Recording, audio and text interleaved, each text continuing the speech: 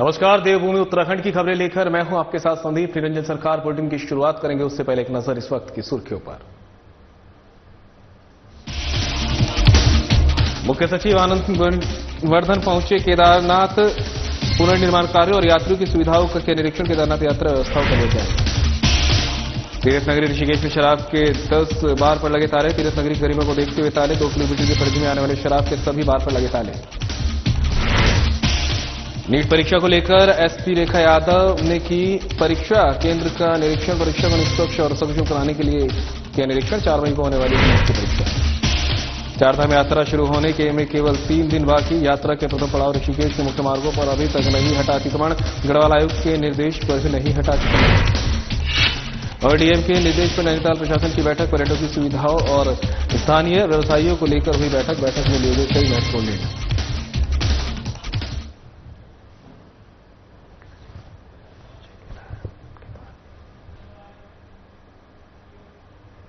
चलिए खबरों का अब रुख कर लेते हैं। मुख्य सचिव आनंद वर्धन पहुंचे हैं बाबा केदार के द्वार और व्यवस्थाओं का वहां पर पहुंचकर जायजा लिया है। मुख्य सचिव ने पुनर्निर्माण कार्य और यात्रियों की सुविधाओं का किया निरीक्षण। संबंधित अधिकारियों को दिया आवश्यक दिशा निर्देश। यात्रियों के लिए उपलब्ध रहेगा गर्म पानी। स्वच्छता पर रहेगा विशेष ध्यान। मंदाकिनी और सरस्वती नदी पर बनाए गए बेली ब्रिज का भी किया निरीक्षण। आस्था पथ पर बने रेन शेल्टरों का भी किया निरीक्षण। यात्रियों की सुविधा के लिए रेन शेल्टरों में लगाए एलईडी साइनेज। मंदिर परिसर से लेकर सरस्वती नदी के किनारे बने आस्था पथ। स्वच्छता व्यवस्था का लिया जायजा। शौचालयों की स्थिति को परखा। यात्रा मार्गों में सभी कॉटेजों की मरम्मत का कार्य करें पूरा। यात्रा के दौरान किसी भी यात्री को न हो असुविधा।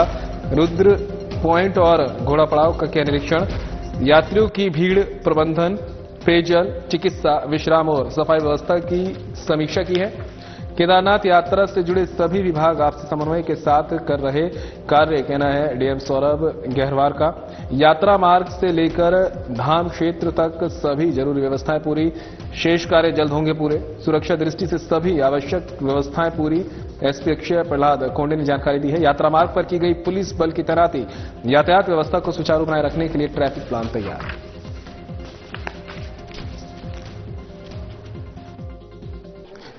ये केदारनाथ धाम में लोकल प्रशासन और सभी अधिकारी और एजेंसीज ने काफी तैयारी कर ली है कपाट खुलने के पहले, लेकिन अभी हमारे पास कुछ दिन बचे हैं।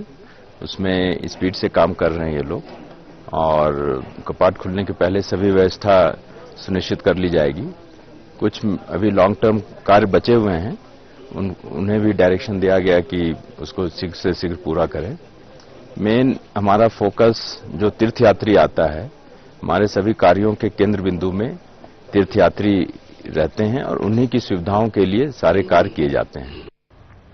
तीर्थ नगरी ऋषिकेश की गरिमा को देखते हुए पहले डिपार्टमेंटल स्टोर पर सरकार ने ताला लगाया और अब ऋषिकेश शहर से 2 किलोमीटर की परिधि में आने वाले शराब के 10 बार पर भी सरकार ने ताले लगा दिए हैं।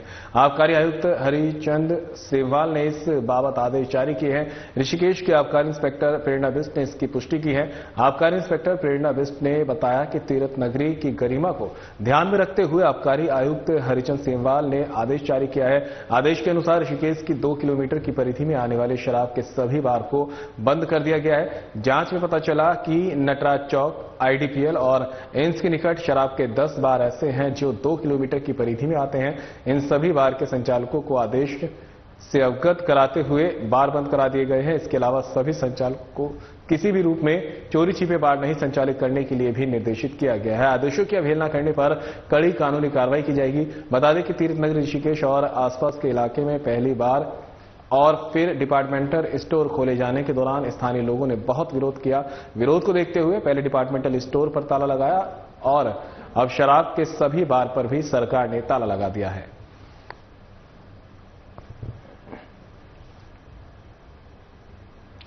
ऋषिकेश नगर उद्योग व्यापार मंडल के अध्यक्ष पद पर ललित मोहन मिश्रा और महामंत्री पद पर प्रतीक कालिया को निर्विरोध चुना गया है। दूसरी बार अध्यक्ष और महामंत्री की जिम्मेदारी मिलने पर ललित मोहन मिश्रा और प्रतीक कालिया ने व्यापारियों का आभार व्यक्त किया है। उन्होंने दावा किया है कि व्यापारियों के हितों की लड़ाई सदा लड़ी जाएगी।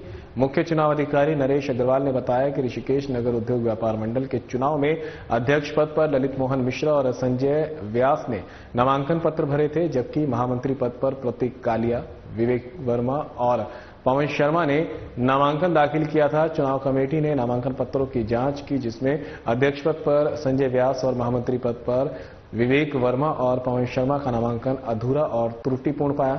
इस आधार पर तीनों प्रत्याशियों के नामांकन खारिज किए गए, जिसके चलते ललित मोहन मिश्रा और अध्यक्ष इसी के साथ प्रतीक कालिया को महामंत्री के रूप में निर्विरोध चुना गया है। अध्यक्ष पद पर निर्विरोध निर्वाचित होने के बाद ललित मोहन मिश्रा ने कहा कि जैसे वे पहले भी व्यापारी हितों की लड़ाई लड़ते रहे हैं, भविष्य में भी व्यापारी हितों के लिए संघर्ष जारी रहेगा। महामंत्री प्रतीक कालिया ने बताया कि भविष्य में गंगा कॉरिडोर और हाईवे का निर्माण होना है, ऐसे में व्यापारियों के हितों पर कुठाराघात ना हो, इस पर उनका फोकस रहेगा। व्यापारियों के हित के लिए हर संभव प्रयास होंगे।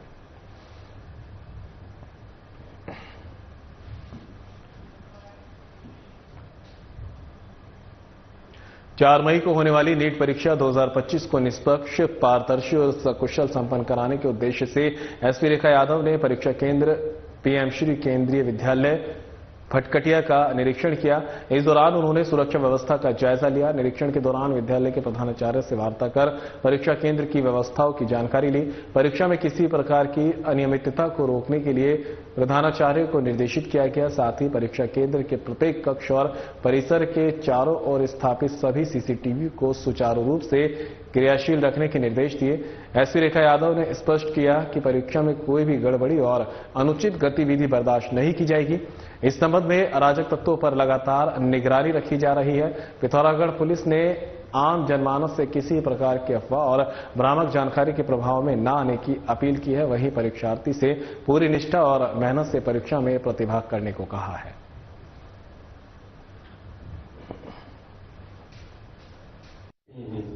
वो क्योंकि उनको वहां से मरसोली से यहाँ आना पड़ेगा, मतलब पोस्ट ऑफिस की गाड़ी जब वहाँ पेपर नहीं वहाँ नहीं, वो यहाँ से उठे। अच्छा, आपसे ये यहीं पे आएंगे, यहीं पर आएंगे। यहाँ पर वो दोनों के दोनों सेंटर का मैं एक जगह पैक करूंगा और वो पैकेट पूरा का पूरा पोस्ट ऑफिस की गाड़ी लेके जाएंगे। तो यहाँ से लेके तो मरसोली से उनको यहाँ तक लाने वाला एक इश्यू बनेगा, बस हो गया।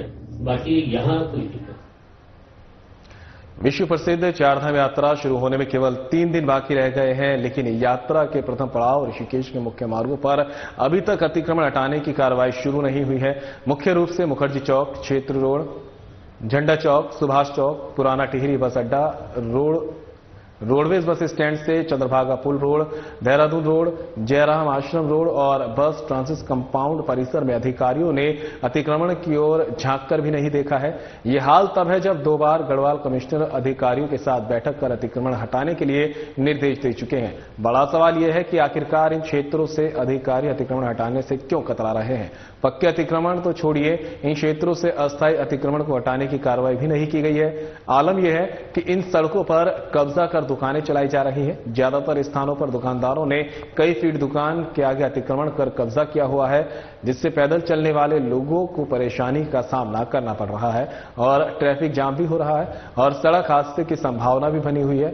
2 दिन पहले शहर पहुंचे जिलाधिकारी सविन बंसल से इस संबंध में सवाल किया तो उन्होंने अधिकारियों को निर्देश देने की बात कही, लेकिन अभी तक अधिकारियों ने इन क्षेत्रों में अतिक्रमण हटाने की कोई पहल नहीं की है। उनके एसेट्स हैं, पीडब्ल्यूडी है, निगम है, इरिगेशन है, तो सभी एजेंसीज को वर्टिकली भी स्ट्रिक्ट डायरेक्शंस हैं कि अपने अपने एसेट्स को उनको अतिक्रमण मुक्त रखवाना है और इसमें उनको किसी भी पुलिस सपोर्ट की, मैजिस्ट्रियल असिस्टेंस की आवश्यकता है तो वो उन्हें तत्काल प्रदान की जाती है। इसमें इंटेंसिव रिव्यू भी हो रहा है स्टेट लेवल से भी, और यदि ऐसे कोई स्पॉट्स रह गए हैं तो उनको तत्काल रिव्यू भी करना चाहिए। पुलिस लाइन पिथौरागढ़ में जनपद के सभी पुलिसकर्मियों के लिए साप्ताहिक परेड का आयोजन किया गया। इस अवसर पर एसपी रेखा यादव ने परेड का नेतृत्व किया, जिसमें सभी पुलिसकर्मियों ने उत्साहपूर्वक भाग लिया और अनुशासन, एकता और सहयोग का उत्कृष्ट उदाहरण प्रस्तुत किया। परेड के दौरान विशेष ध्यान शारीरिक स्वास्थ्य पर दिया गया।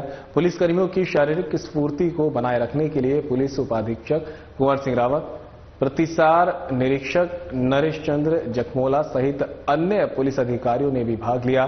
परेड में पुलिसकर्मियों को शारीरिक व्यायाम कराया गया और उनकी मानसिक स्फूर्ति को भी प्रोत्साहित किया गया। इस दौरान एसपी रेखा यादव ने बताया कि सीएम धामी के निर्देश पर पुलिसकर्मियों के शारीरिक स्वास्थ्य, मानसिक स्फूर्ति और शारीरिक कौशल के लिए प्रदेश भर में साप्ताहिक प्राइड का आयोजन किया जा रहा है।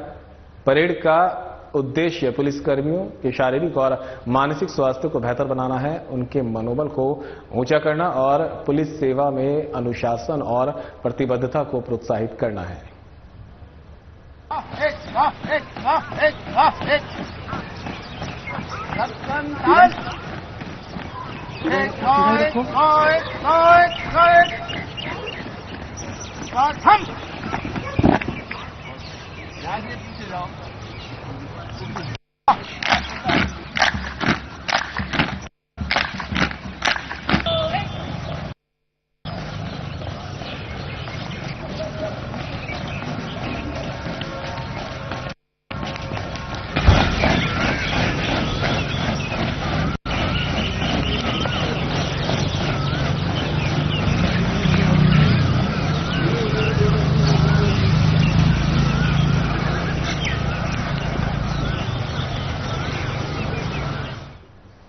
जिलाधिकारी से मिले निर्देशों के बाद नगर निगम देहरादून ने रिस्पना और बिदाल नदी सहित शहर के सभी छोटे बड़े नाले और ड्रेन की सफाई का कार्य शुरू कर दिया है। देहरादून के प्रभारी मुख्य नगर स्वास्थ्य अधिकारी डॉक्टर अविनाश खन्ना ने बताया कि डेंगू की रोकथाम को लेकर लोगों को जागरूक करने के साथ ही नदियों में कूड़ा फेंकने वालों के खिलाफ भी कार्रवाई की जा रही है। आपको बता दें कि जिलाधिकारी की अध्यक्षता में हुई बैठक में नगर निगम को रिस्पना और बिदाल नदी के तटों सहित शहर के सभी छोटे बड़े नाले और ड्रेन की साफ सफाई का काम 15 मई तक प्रत्येक दिशा में पूर्ण करने के निर्देश दिए थे। जो माननीय डीएम साहब की अध्यक्षता में जो बैठक हुई थी, उसमें दिए गए निर्देशों के क्रम में 2-3 चीजें मुख्य थी। एक तो 15 मई तक सभी नदी नालों की सफाई करानी थी, जिसका काम युद्ध स्तर पर चल रहा है। साथ ही साथ इसके अतिरिक्त उनके द्वारा सुझाव दिया गया था कि 20 टैंकर कर लिए जाए लार्विसाइडल के छिड़काव हेतु। वर्तमान में जो हमारे पहले 5 टैंकर चल रहे थे लार्विसाइडल के छिड़काव के, अभी हम लोगों ने 12 टैंकर कर लिए और शीघ्र ही जो है 20 टैंकर हमारे पूरे हो जाएंगे, पूरे 100 के 100 वार्ड को कवर करने के लिए, जिससे कि प्रत्येक वार्ड में 5वें दिन जो है वो लार्विसाइडल का छिड़काव हो जाएगा। साथ ही साथ इसके अतिरिक्त जो है चालानी कार्रवाई के लिए भी दिशा निर्देश दिए गए थे, जिसकी की शुरुआत की जा चुकी है। अभी तक 2 बड़े चालान किए गए हैं 50-50 हजार के, जो भी वायलेटर्स थे उनके खिलाफ। इसी के साथ साथ लोगों के अंदर प्रेरित करने के लिए, जन जागरूकता के लिए कि वे लोग डेंगू के उसमें जो है अपना जो है योगदान भी दें और साथ में जानकारी भी रखने के लिए जो है आईसी एक्टिविटीज की जा रही है। वार्डों में जो है गोष्ठियों का वो किया जा रहा है। आज जैसे कि आज वार्ड नंबर 32 बल्लूपुर में जो है हम लोगों के द्वारा जो है गोष्ठी आयोजन की गई, उसमें लगभग 100 लोगों के आसपास लोगों ने शिरकत करी, उनको भी अवगत कराया और बहुत ही अच्छे से लोगों ने अपनी समस्याएं भी रखी और पार्षद के द्वारा और अन्य जो वहां के जो व्यक्ति थे जो विशेष, उनके द्वारा भी जो है अपनी बातें रखी गई। साथ ही साथ इन सब के अतिरिक्त जो है हमारा मुख्य उद्देश्य इस बार ये है कि इससे पहले कि कोई भी बड़ी ऐसी कोई वो जिसमें आउटब्रेक हो, उससे पहले ही हम लोग जो है इस चेन को जो है तोड़ दें, जिसके लिए की प्रक्रिया जो है हम लोग पूरी कोशिश करें। राजधानी के दून अस्पताल में सरकारी जमीन पर बने धार्मिक स्थल को ध्वस्त कर दिया गया है। नगर निगम, लोक निर्माण विभाग, दून अस्पताल प्रशासन और जिला प्रशासन की संयुक्त टीम ने मिलकर सरकारी जमीन को कब्जा मुक्त कराया। जानकारी के मुताबिक सीएम हेल्पलाइन पोर्टल पर शिकायत दर्ज की जाने के बाद डीएम देहरादून ने इस विषय पर जांच पड़ताल करने को कहा था, जिसके बाद नगर प्रशासन द्वारा अवैध संरचना के भूमि संबंधी दस्तावेजों की जांच करने के निर्देश दिए गए हैं। राजस्व, नगर निगम, पीडब्ल्यूडी, दून अस्पताल प्रशासन और अन्य विभागों में इस बारे में जांच पड़ताल की गई। खादिम को नोटिस जारी किया गया था, जिसके बाद प्रशासन की टीम ने देर रात अस्पताल मार्ग को सील कर पुलिस फोर्स तैनात कर अपनी कार्रवाई को अंजाम दिया। तो तस्वीरें दिखा रहे हैं आपको दून अस्पताल की तस्वीरें, जहां पर अवैध कब्जे को ध्वस्त किया गया है। लगातार पूरे प्रदेश में जिस तरह से अवैध कब्जों पर कार्रवाई की जा रही है, उसी कड़ी में यहां पर देर रात इस कार्रवाई को अंजाम दिया गया है। सीएम हेल्पलाइन पर शिकायत मिली थी, जिसके बाद दस्तावेजों की जांच के लिए कहा गया था और फिर ये कार्रवाई की गई है। प्रशासन के पीले पंजे ने इस अवैध कब्जे को पूरी तरह से ध्वस्त कर दिया है। इस दौरान नगर निगम, अस्पताल प्रशासन समेत दूसरी टीम भी मौके पर मौजूद रही।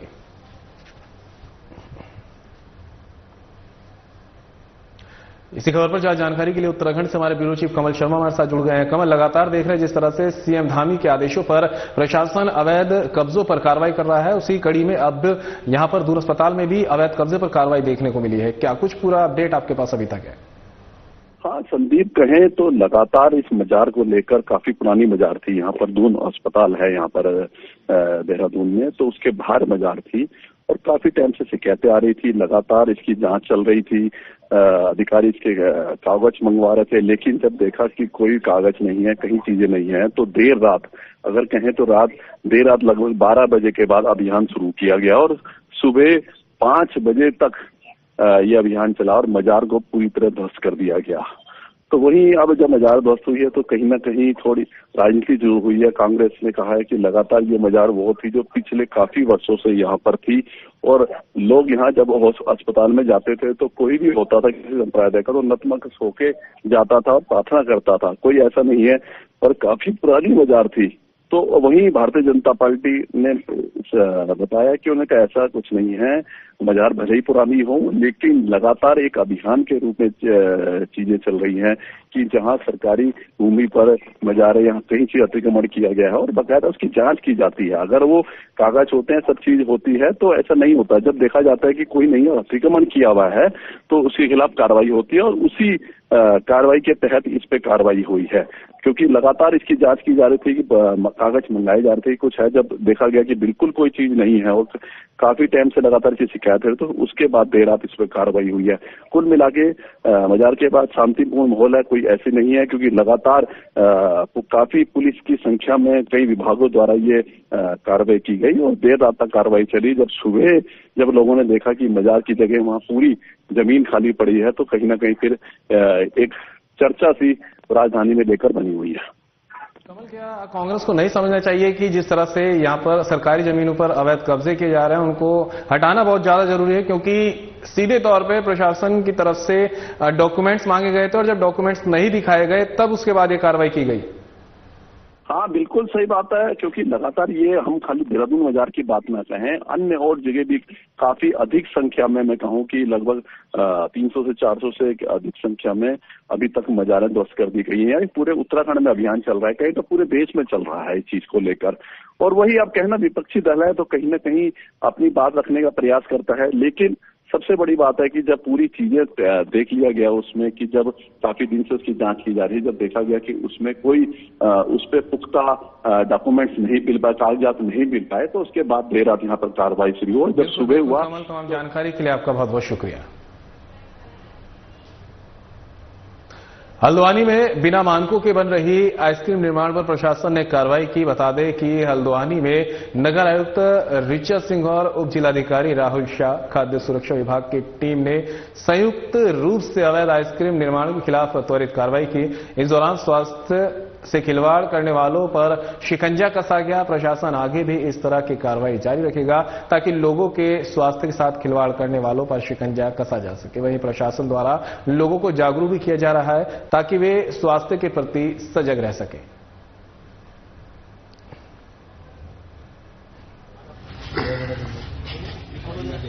बोला ये बीच में लगा, इसको बीच में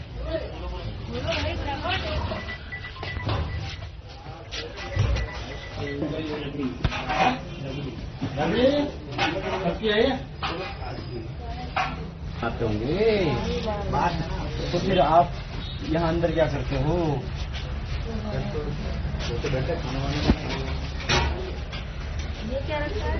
कौन आइसक्रीम कौन आता है? कौन आता है? आ जाओ बाहर, तुम ही बाहर आ जाओ। ये वाला खोलो जरा। यार कुछ नहीं डालते हम, दूध रहता है, दूध में वो कैसे पाउडर डालते हैं, दूध तो सुबह आया था वो बढ़िया चॉकलेट फ्लेवर, ये चॉकलेट फ्लेवर है। वो ये फ्लेवर भी आपका एक्सपायर हो चुका है। ये भी देखो सर, ठीक है। और अवैध नशे के खिलाफ देहरादून पुलिस की कार्रवाई लगातार जारी है। थाना राजपुर पुलिस ने महिला तस्कर को गिरफ्तार किया है, जिसके कब्जे से 1 किलो 200 ग्राम गांजा बरामद किया गया है। पुलिस ने महिला तस्कर को न्यायालय के आदेश पर जेल भेज दिया। मामले की जानकारी देते हुए एसएसपी अजय सिंह ने बताया कि थाना राजपुर पुलिस ने चेकिंग अभियान के दौरान आईटी पार्क के पास से महिला तस्कर को 1 किलो 200 ग्राम गांजे के साथ गिरफ्तार किया है।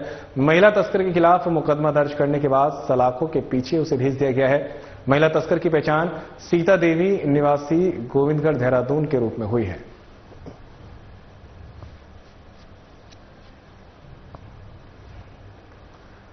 तो देहरादून से खबर आप तक पहुंचा रहे हैं, जहां पर नशे के खिलाफ पुलिस की ये बड़ी कार्रवाई देखने को मिली है। तस्कर को यहां पे गिरफ्तार किया गया है। महिला तस्कर को पुलिस ने गिरफ्तार किया है।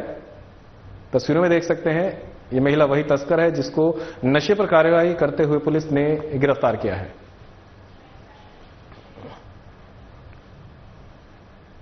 मसूरी में पुलिस की सख्ती का असर देखने लगा है। पुलिस द्वारा चलाए जा रहे अभियान के तहत जहां नाबालिग और तेज रफ्तार वाहनों के साथ ही बिना हेलमेट स्कूटी मोटरसाइकिल चलाने वालों के खिलाफ लगातार चालान की कार्रवाई की जा रही है, वहीं स्कूली बच्चों पर भी इसका असर देखने को मिल रहा है।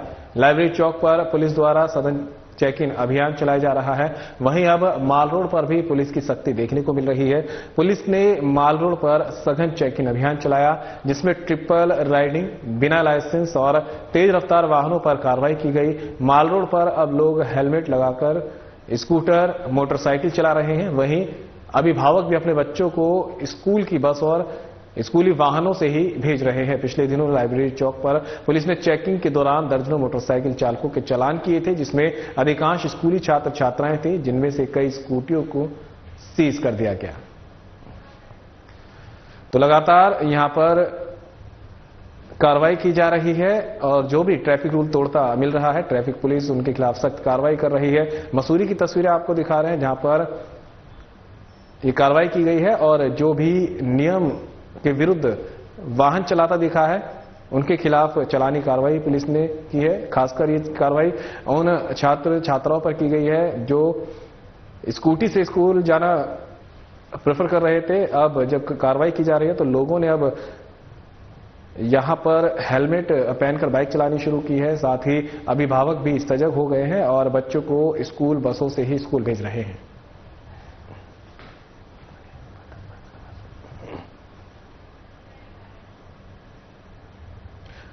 तो वहीं हल्द्वानी में दर्दनाक सड़क हादसा देखने को मिला है। यह खबर आप तक हल्द्वानी से पहुंचा रहे, जहां पर हाईवे पर दर्दनाक सड़क हादसा हुआ है।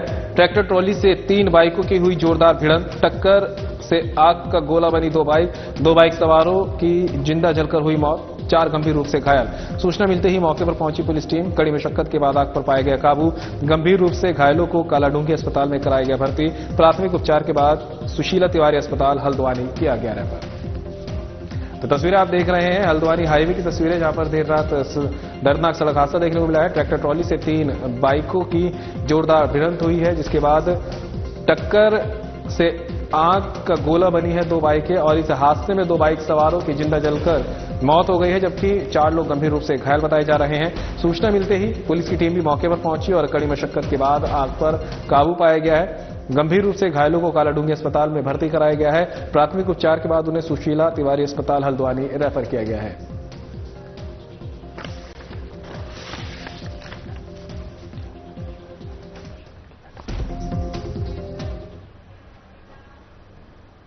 डीएम के निर्देश पर नैनीताल प्रशासन की बैठक, पर्यटकों की सुविधाओं और स्थानीय व्यवसायियों को लेकर हुई बैठक पर्यटन को बढ़ावा देने और स्थानीय अर्थव्यवस्था को मजबूत करने की दिशा में एक महत्वपूर्ण कदम। प्रशासन की पहल से पर्यटकों और स्थानीय व्यवसायियों को मिलेगा लाभ। बैठक में लिए गए कई महत्वपूर्ण निर्णय, पर्यटकों के लिए बेहतर बुनियादी ढांचे और परिवहन सुविधाएं प्रदान करने के लिए बनाई योजनाएं, स्थानीय व्यवसायियों को पर्यटन गतिविधियों में शामिल करने के लिए शुरू की गई प्रोत्साहन योजनाएं, पर्यावरण संरक्षण के लिए भी उठाए कई कदम, नैनीताल को एक प्रमुख पर्यटन स्थल के रूप में स्थापित करने के लिए रणनीति पर की गई चर्चा। तो एक खबर आप तक पहुंचाई जा रही है जहां पर डीएम के निर्देश पर नैनीताल प्रशासन की बैठक हुई है। पर्यटकों की सुविधाओं और स्थानीय व्यवसायियों को लेकर चर्चा की गई है। बैठक पर्यटन को बढ़ावा देने और स्थानीय अर्थव्यवस्था को मजबूत करने की दिशा में एक महत्वपूर्ण कदम है। प्रशासन की पहल से पर्यटकों और स्थानीय व्यवसायियों को मिलेगा लाभ। बैठक में लिए गए कई महत्वपूर्ण निर्णय पर्यटकों के लिए बेहतर बुनियादी ढांचे और परिवहन सुविधाएं प्रदान करने के लिए बनाई योजनाएं, स्थानीय व्यवसायियों को पर्यटन गतिविधियों में शामिल करने के लिए शुरू की गई प्रोत्साहन योजनाएं, पर्यावरण संरक्षण के लिए भी उठाए गए कई कदम, नैनीताल को एक प्रमुख पर्यटन स्थल के रूप में स्थापित करने के लिए रणनीति पर की गई चर्चा।